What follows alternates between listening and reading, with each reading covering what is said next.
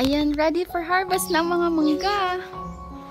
Ito yung Pico Mango. Oh, tingnan natin. Ayan, oh. I-zoom muna natin. Ayan. Hinog na sa puno. So yummy. Yan lang mataas. Kailangan sungkitin. Hindi ko makuha. Kailangan mayroong taga-akyat. Pero itong mangga, kapag hinog sa puno, masarap talaga siya. Kaya kailangan nang i-harvest. Yan tapos sa baba. Nasa itaas kasi ng bubong. Eto, ayan, yung iba nga, tinusok na Pero pwede na yan talagang i-harvest. Yung iba.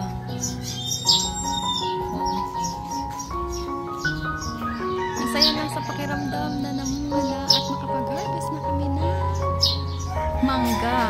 Ito yung isa sa pinaka-gusto ko na klase ng mangga kasi matamis talaga pag hinog.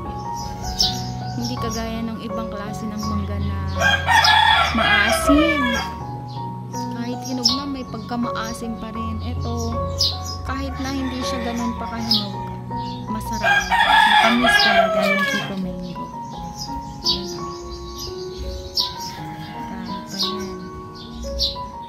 So, ipakita ko sa inyo mamaya yung aming na-harvest. Eto na yung alaga naming aso. Isa na lang siya natira. Kaya, ayan, ang lusog-lusog niya. Oh, grabe siya magdede.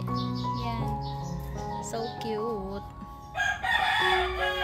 Wala, dede ka lang dyan, ha?